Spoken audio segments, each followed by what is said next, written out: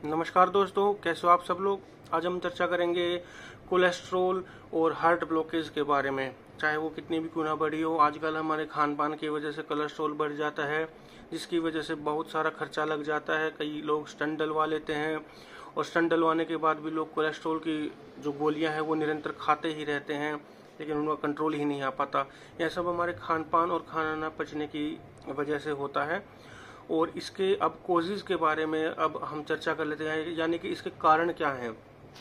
तो इसके कारण है कि तली हुई चीज़ें अत्यधिक सेवन करने से, अधिक उष्ण भोजन या फिर गर्म तासीर वाले चीज़ों का सेवन करने से, चाट पकौड़ी समोसा आदि, या फिर मैदे के या फिर पिज्ज़ा बर्गर आदि इनका अधिक सेवन करने से, कोई भी योग प्राणायाम नहीं करने से, या सारे दिन घर पर ही खाली बैठे रहने से, या दुकान पर ही खाली बैठे रहने से, और बहुत अधिक घी दूध इनका अधिक सेवन करने से। क्योंकि अगर इनका अधिक सेवन हम करेंगे और परिश्रम बिल्कुल भी नहीं करेंगे तो यह कहीं ना कहीं दिक्कत करता ही है।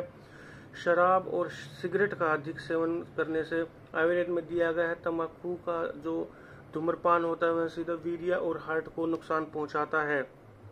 और जितने भी बहुत ज़्यादा खट्टे पदार्थों का सेवन करने से, या कषाय, या फिर जो तीखे जो होते हैं भोजन, जैसे कि मैंने बताया जो अंदर से जलन करने वाले जो भोजन होते हैं, समोसा चाट पकौड़ी आदि, इनका अधिक जो सेवन करते हैं उनके यह खाना या फिर ढंग से नहीं पच पाता, या फिर पच भी जाता है तो जो इसके अंदर जो खराब चीज़ें होती हैं वो कोलेस्ट्रॉल के रूप में हमारी जमा हो जाती हैं।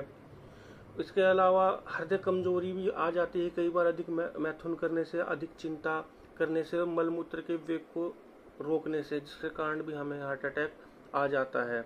तो यह थे हमारे कुछ मुख्य मुख्य कारण। अब हम एक लक्षण के बारे में और बात कर लेते हैं।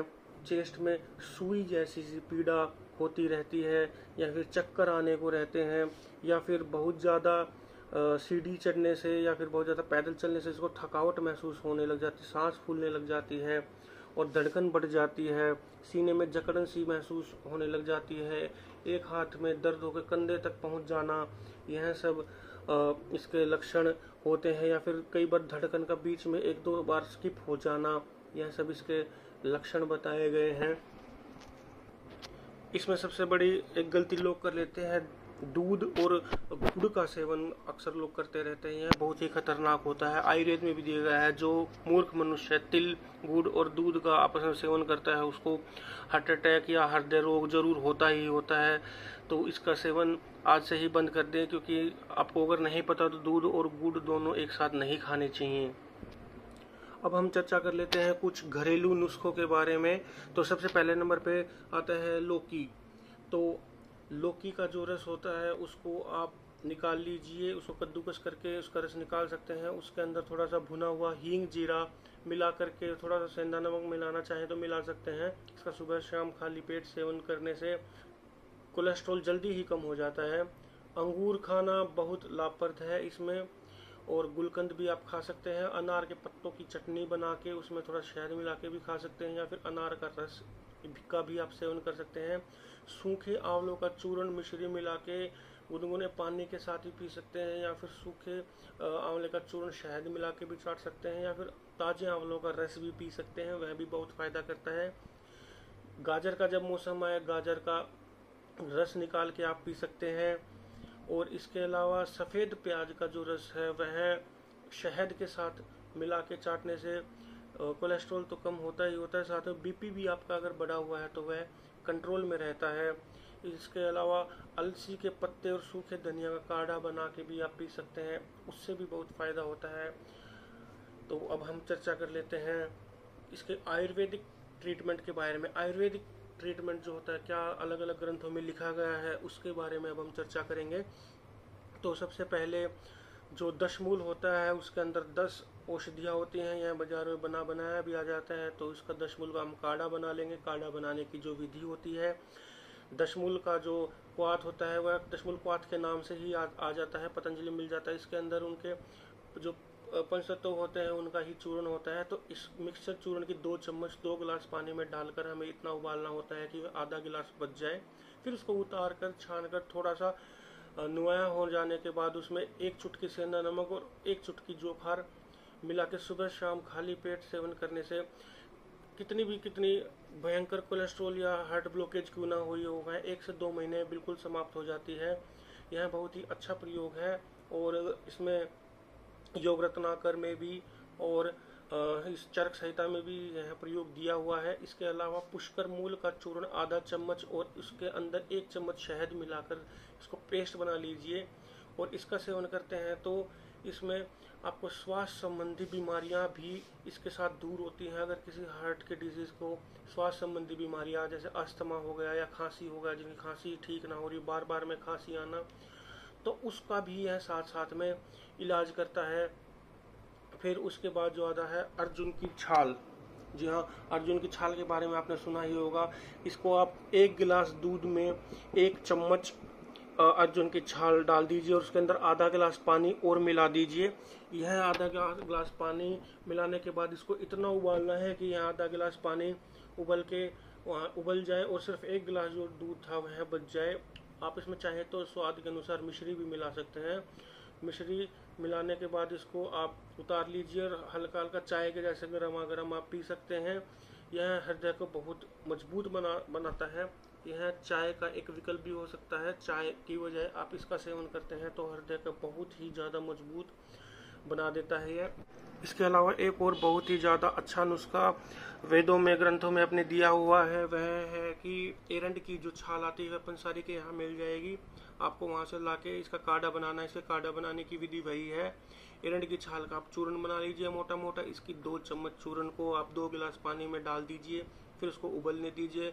जब वह उबल कर आधा गिलास बच जाए तब इसको उतार कर छान कर इसके अंदर 1 या 2 चुटकी जोखार मिला दीजिए।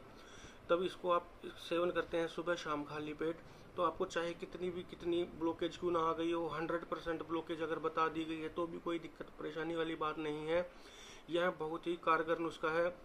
इसके अलावा यह जोड़ों का दर्द भी बिल्कुल ठीक कर देता है। चाहे आपके कमर घुटने कहीं पे भी अगर आपके दर्द हो रहा हो, पूरे शरीर में अगर वात बढ़ा हो, छाती में अगर आपके दर्द रहता हो तो भी उसको भी यह नुस्खा ठीक कर देता है। आयुर्वेद में बताया गया है कि यह इतना अच्छा नुस्खा है कि यह शरीर के वात रोगों को और हृदय की बीमारियों को इस प्रकार नष्ट करता है जिस प्रकार जंगल में आग लग जाने के बाद आग पूरे जंगल को नष्ट कर देती है।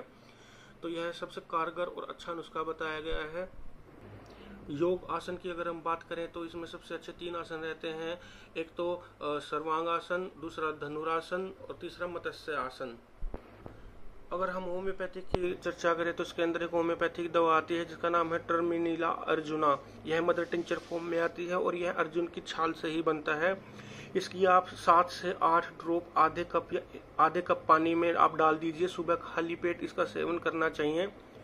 तो जो लोग वयस्क हैं और जो चूर्ण काढ़े आदि का सेवन ना कर सकते हो तो यह इस दवा का भी सेवन कर सकते हैं। इसमें थोड़ा टाइम लग जाता है तो लेकिन यह भी अच्छी और कारगर दवा है।